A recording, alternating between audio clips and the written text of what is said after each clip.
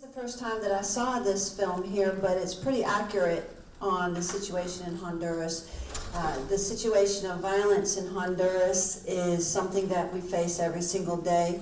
Corruption in the police department makes it difficult for women and children who are victims of violence to have a safe place to go. The lack of refuge and shelters is another situation that they face, and so families and children who are suffering from violence in Honduras will look to escape to the United States and gain that safety there. Does anybody have any questions or comments? I think it would be easier to know what's in your heads if you just gave me some questions.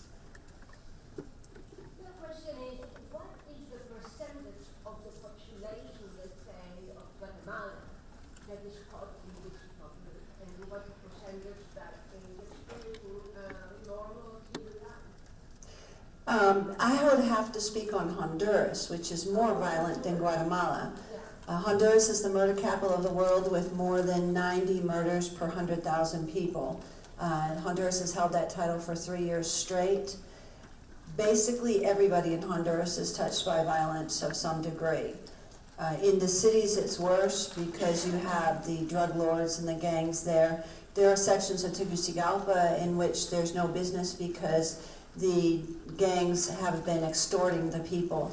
I know stories of a pastor who works with an NGO who was extorted to give money, and he lost his business. And so, I mean, to give statistics, actual numbers, I mean, that's difficult. But what I can say is just about everybody is touched in some way, shape. In Honduras, 71% of the homes are single mothers. In Honduras, more than 50% of all girls have 1 or 2 babies by the time they are 18 years old. Most of them are raped by family members. 2 out of 3 girls will be sexually assaulted before they turn 18. We specifically we created the first ever victims program in Honduras, and we work with the authorities to rescue victims of violence. Parents, I have cases of parents taking their daughters to Guatemala over the border to sell them into sexual slavery in Guatemala. And we have the situation of the gangs. My friend Teresa works with the gangs to try to get them out of the gangs. And just in the last few days, 4 of her boys have been murdered in prison in Tegucigalpa. 1 was just 2 nights ago, and 3 were like 3 or 4 days ago. When it comes to, I mean, every town, there's networks of sex traffickers in every town. There's bars and cantinas, and they bring the girls around and they transfer them to one place to another. People come into villages, in the remote villages, and offer jobs in the United States or in Guatemala or in Mexico or even within Honduras, and parents will let their children go with these people, and they end up getting sold into sexual slavery. So I mean, to escape this, because there's really no help. If you dial 911 in Honduras, a police car's not coming.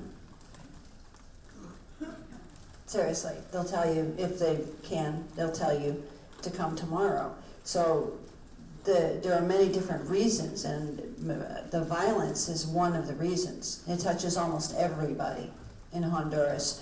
My assistant's brother, just 6 months ago, was shot dead by 2 AK-47s, guys with AK-47s on a motorcycle, down the street from my house, and I don't live in the city.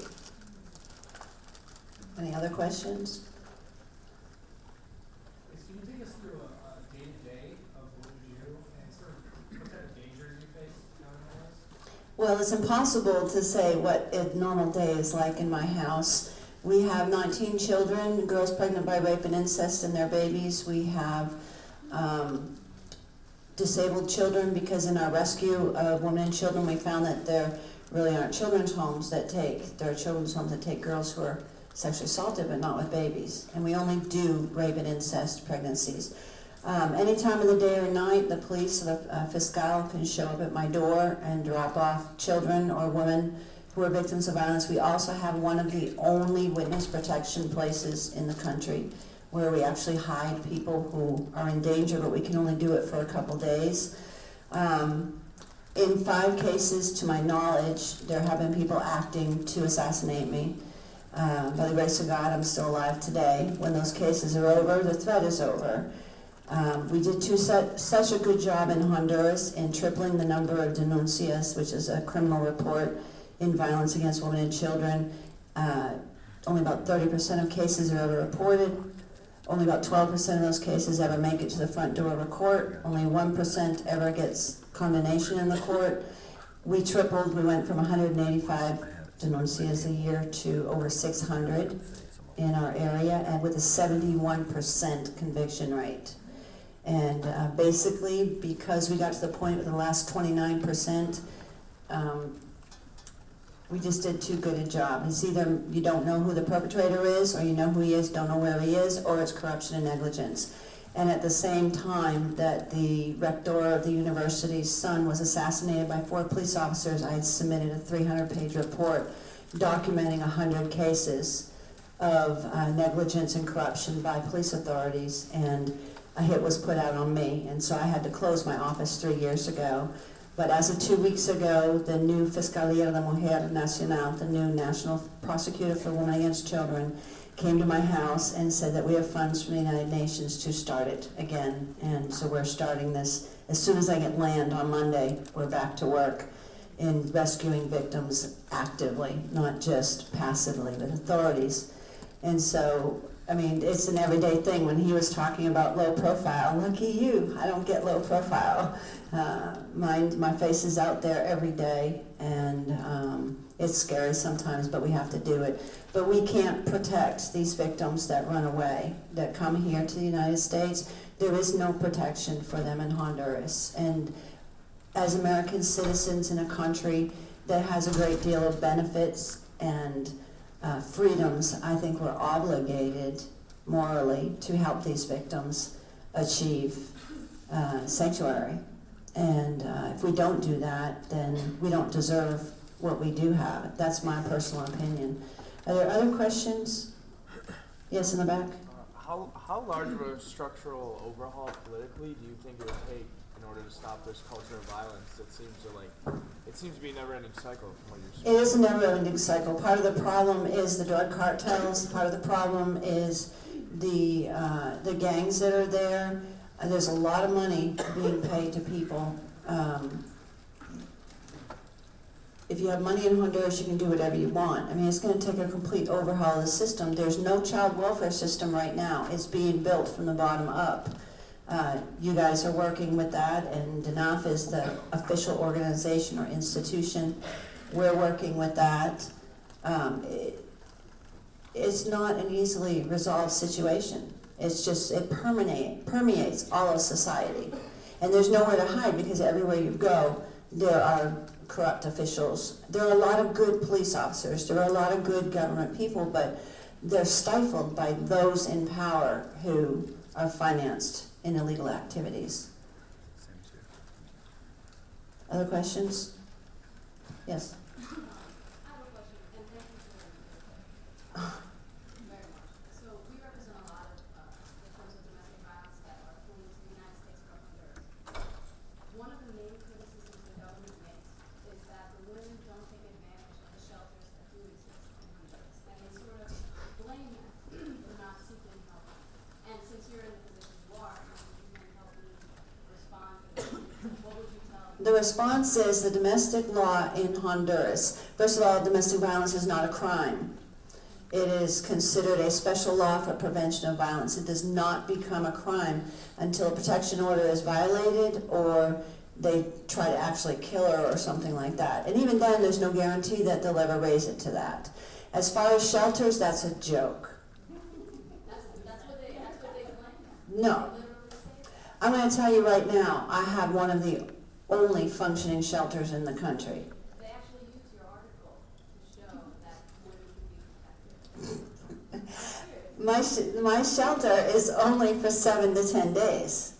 Okay, there's a shelter in Copan, but it's not functioning well. There was a shelter built by Canada in Olancho, and that collapsed for lack of funding. They've been trying to build one in Tegucigalpa for 7 years. It's not built yet. The Fiscalía de Mujer Nacional, that is the national prosecutor for crimes against women for reasons of gender, was in my house 2 Saturdays ago for 3 hours. And she said that there is nothing. In fact, she didn't even know that we had the shelter. She's a new prosecutor. They swapped the positions. But it's a joke. The police don't enforce it. The police are supposed to put the protection order in. They don't. And I just had a case in February of a guy who had like 5 domestic violence charges against him, cases, individual denuncias with the same woman. He tried to run her down with his taxi 4 times on her way to work. The American she worked for called me from the other side of the country, and I said, take her to the police station, get her a forensic exam, raise the penal process against him because he tried to commit murder, find out if there was a protection order in place, and get him arrested because they have what's called 24-hour infragrancia. And so what that means is within 24 hours of the act, they can arrest without an arrest warrant. And so she called me back, the missionary, 2 hours later, and says, we're in the colonel's office. We're talking a colonel, okay, not a sergeant, not a little guy, a colonel who says he can't send anybody to arrest the guy until he talks to the prosecutor.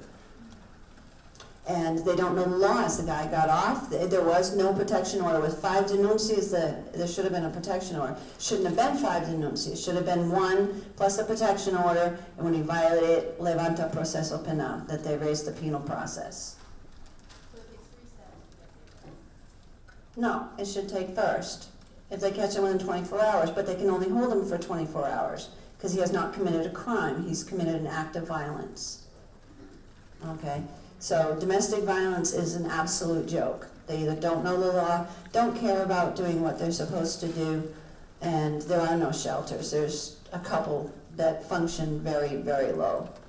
And I only have space for about 3 or 4 women. They use literally an article from Yeah, the article from the Decatur Daily. and they submit it as evidence. Mm-hmm. That shelter. Yeah, no, well, yes, we created that program, but that was when we first started in 2006. That article is dated in 2006. There's another one from last year in April, but it doesn't talk in detail about anything. It doesn't say that we only have room for women and that we're one of the only functioning in the country. And we also can only house them for up to 7-10 days.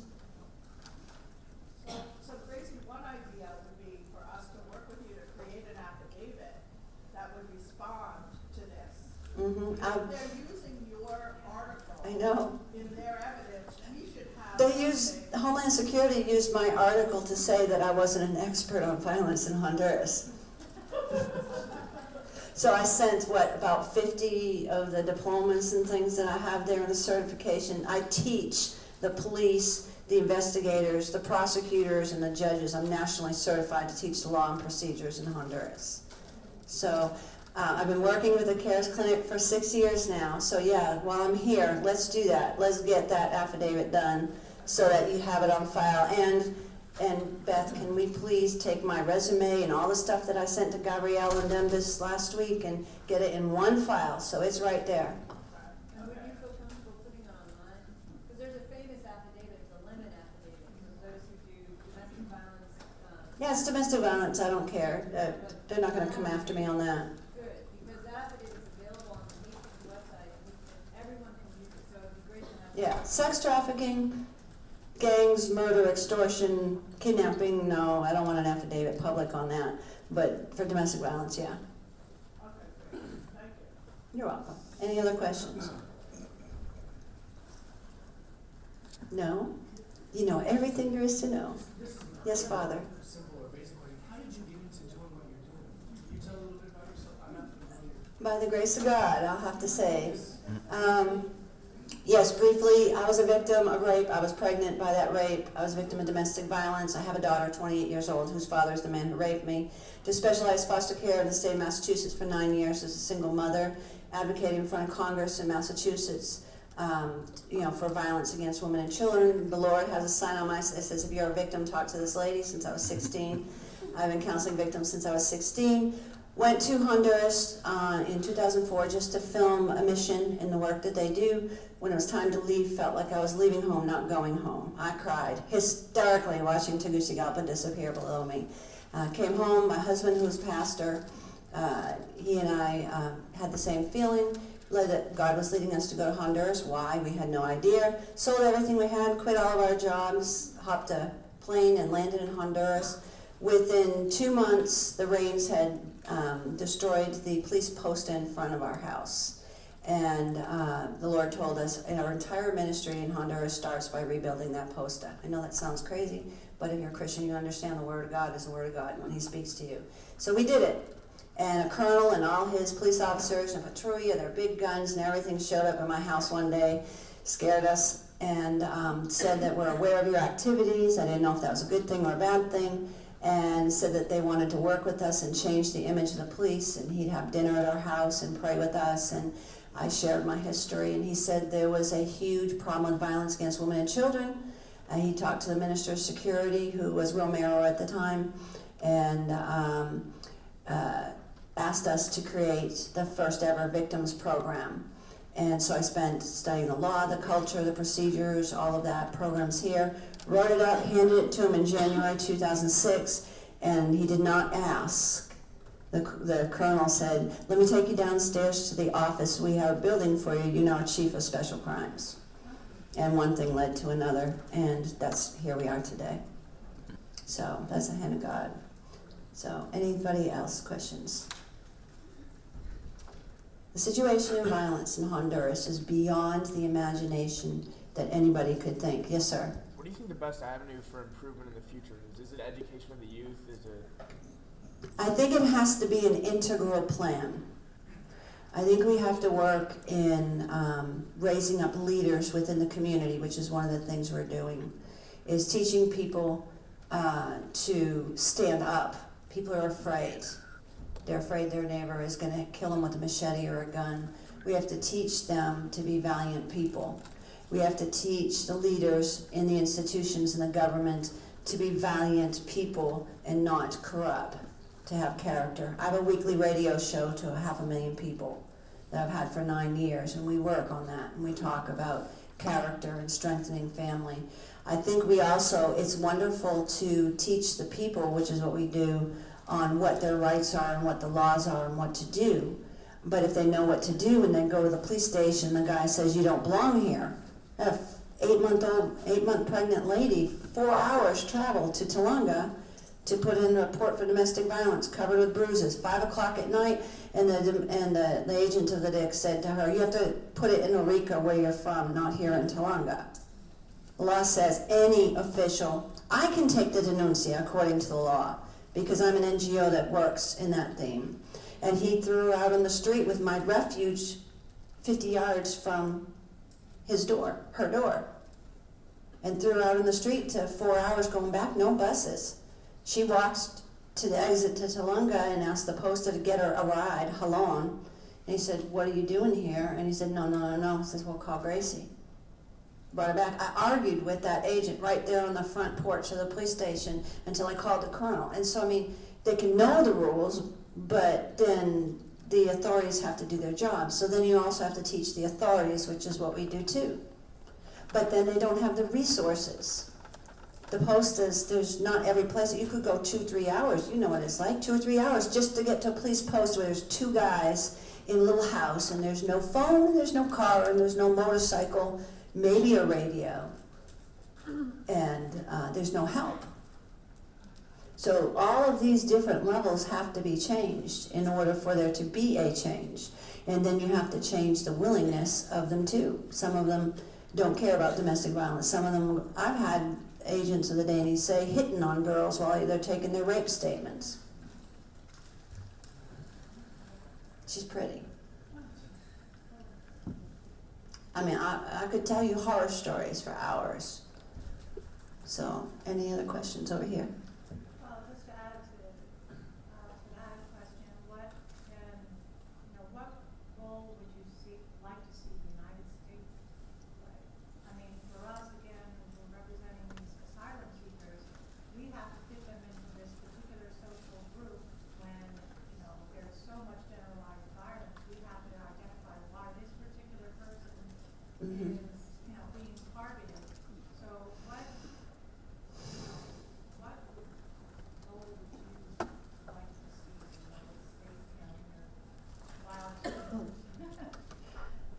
like to see a lot more help there.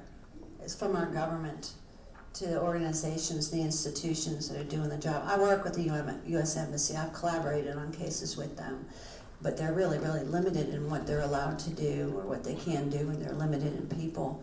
I think, I don't really get the chance to think about what I want the United States to do because I'm always thinking about Honduras. So that's the first time I've had to think about it. One of the things I think should change is our immigration law. I think there are a lot of Hondurans who, I was talking to one of the gentlemen here, they only want to come for a few months to work and send some money back and support their families. That's one of the reasons why they come, and then they get stuck here. Because if they go back, they can't come back here, and they're separated from their children. And if we could find some sort of decent reform to bring in, let the good people come in and not let the bad people come in. It sounds really general. Again, I'm always focused on Honduras and thinking about Honduras. I hadn't thought about what my government could do to help more. Anything else?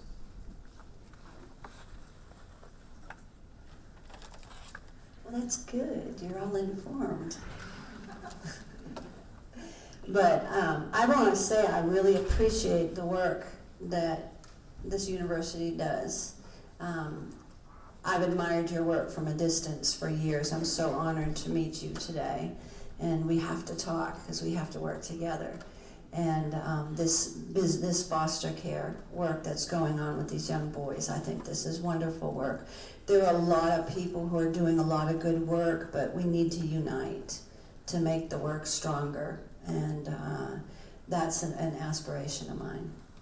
Yes, sir? Professional counseling personnel to the counselors living in That's something that we're working on. We've been actually working with the government. We've actually had a great deal of interns, psychological and social work interns. We provide internships. That's another thing while I'm here. We want to provide a legal internship with our ministry. Make that available. As president co-founder, I can make that decision. So, but we're in the process. We tried to hire a psychologist in December, but she took a job in Tagu. She didn't want to go out into the mountains. But we worked with the authorities. We worked with INFA and their social workers and psychologists that they had there. We've worked with some other organizations that have them also, and we've had interns. But we're in the process of actually hiring a full-time psychologist in our ministry. Thank you so much, Gracie. The work you do is admirable.